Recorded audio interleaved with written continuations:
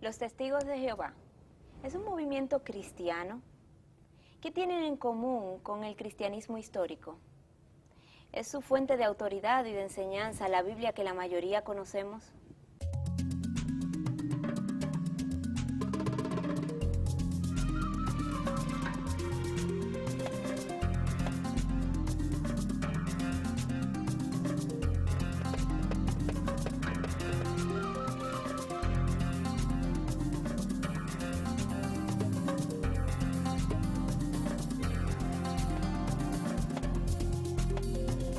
¿Qué tal, Miguel? ¿Cómo te encuentras? Muy Seguimos bien. en nuestra serie ¿Cuál camino?, ¿no? Así es, Patricia, aquí tratando de aportar un granito de arena a la formación espiritual de nuestro pueblo.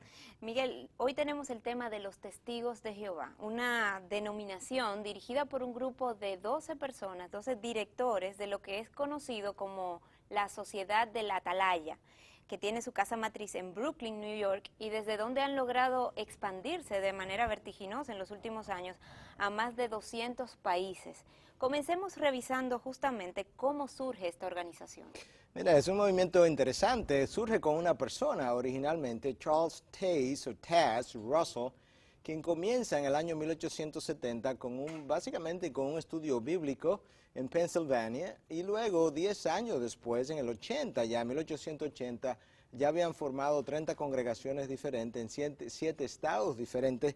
Y una de las cosas que caracteriza este movimiento desde el principio, Patricia, es que de acuerdo a su fundador, básicamente él necesitó hacer su propio estudio de la palabra y llegó a la conclusión, ¿verdad?, que necesitaba rechazar todo lo que el cristianismo histórico había enseñado, rechazando el concepto de la naturaleza de Dios y de la inmortalidad del Espíritu, cambiando todas esas enseñanzas. El nombre de la organización es Testigos de Jehová, es por el nombre que se le conoce.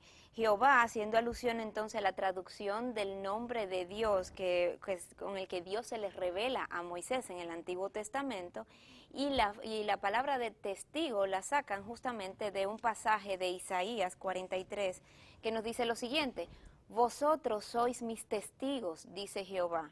En tanto que así esta combinación de palabras de Testigos de Jehová, de ahí es que viene.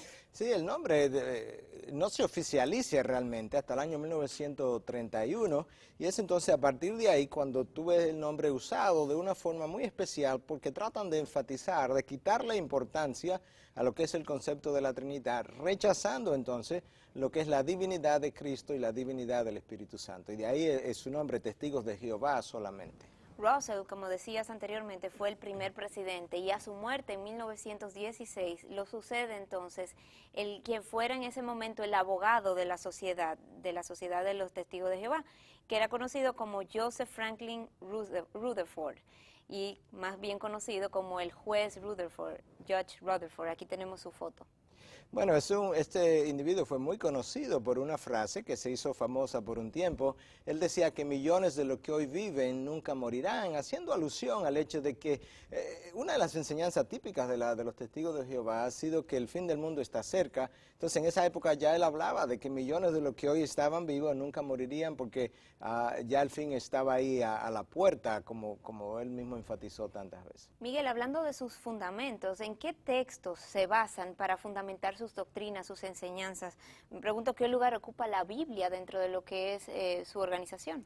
Bueno, ellos entienden o dicen que la Biblia es la palabra infalible de Dios, pero es bueno recalcar que ellos han hecho una nueva traducción, una traducción propia para ellos, conocido como la traducción del Nuevo Mundo de las Sagradas Escrituras, y es importante que hablemos un poquito de esa traducción, porque una de las cosas que se ha hecho notar por los académicos de la gramática del idioma griego es precisamente que la traducción que han hecho del griego no es una buena traducción. De hecho, Julius Manti es uno de los mejores académicos conocidos en lo que es el área de gramática del griego, y ellos incluso han usado a Manti para citarlo y avalar su traducción.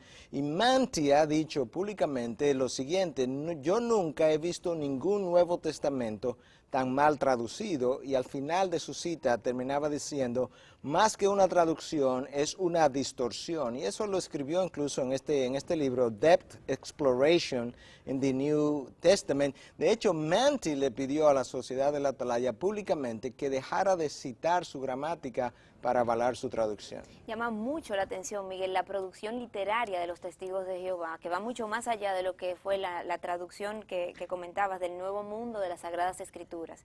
¿Qué otro texto sustenta su doctrina de una forma recurrente? Bueno, cuando comienza, en verdad, su fundador Russell publicó un libro de 7 volúmenes que él lo tituló Estudios en las Escrituras. Y es interesante porque Russell llegó a decir incluso, y esto fue publicado, te voy a dar la cita exacta, fue publicada en la Atalaya septiembre 15 del año 1910, donde Russell decía que sin sus estudios nadie puede ver el plan divino. Y él iba más allá y decía que si tú parabas de leer sus estudios, estos 7 volúmenes que él publicó, si tú lo hubiese estudiado por 10 años y lo paraba por 2 años de estudiar, que al final de esos 2 años tú volverías a estar en la misma oscuridad que había comenzado. Entonces ahí tú comienzas a ver dónde se sustentan ellos. Miguel, de las publicaciones más conocidas de la sociedad, como bien mencionabas, una de ellas son las revistas bimensuales que sacan. Una de ellas es El Atalaya, que acabas de citar. Y tengo aquí una cifra importante, dice que se imprimen 22 millones de copias en 129 idiomas diferentes. La otra de las revistas es Despertar. Esta revista tiene una circulación de casi 20 millones de copias en 81 idiomas diferentes. Con estas publicaciones los testigos de Jehová van evangelizando el mundo, entienden que están evangelizando el mundo a través de ella. Y hablando de evangelización, entonces quisiera que comentáramos acerca de cómo ven los testigos de Jehová al resto de las denominaciones.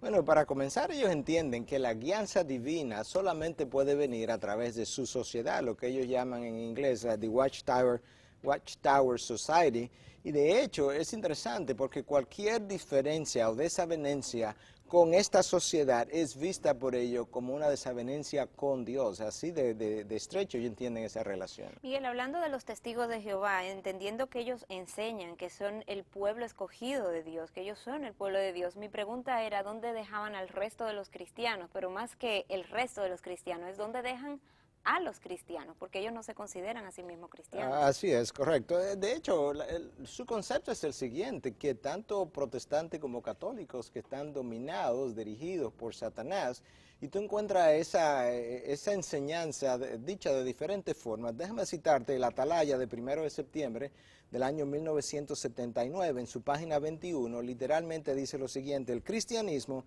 es el camino de la muerte. Y su segundo presidente, conocido como el juez Rutherford, o Judge Rutherford, en una publicación conocida como Religión del año 1940, en la página 104, dice literalmente, la religión cristiana es demonismo. Esa es la idea que ellos tienen del movimiento cristiano a través de los siglos. Sin embargo, Miguel, me choca que he conocido testigos de Jehová y el énfasis que ellos me ponen en que hay mucha congruencia entre lo que ellos creen y las enseñanzas del cristianismo con las enseñanzas que se practican dentro del testigo de Jehová. Bueno, eso pudiera ser una manera de introducción, Patricia, porque te abre puertas, pero tan pronto tú te sientas con ellos por un tiempo, ellos van a comenzar a hablarte de todas las falsas enseñanzas que el cristianismo tiene y de las enseñanzas verdaderas que ellos enseñan, que ellos postulan. De manera que eso es importante conocerlo. Como de costumbre en nuestra serie de religión comparativa, hemos preparado un cuadro sobre las diferencias, cómo contrastan lo que son las enseñanzas del cristianismo y las enseñanzas de los testigos de Jehová. En cuanto a ciertos puntos aquí tenemos en primer lugar en cuanto a Dios. ¿Qué enseña el cristianismo? El cristianismo nos habla de un Dios en 3 personas, del concepto de la Trinidad. Mientras que los testigos de Jehová hablan que Dios es una sola persona, un ser supremo, un ser supremo e indivisible. En cuanto al Espíritu Santo, el cristianismo nos habla, siguiendo con la línea de la Trinidad, que es una persona de la Trinidad y por tanto es Dios. Sí, en ese sentido, los testigos de Jehová hablan de que el Espíritu Santo es una fuerza usada por Dios para interactuar con el mundo. O sea, que no lo reconocen como Dios.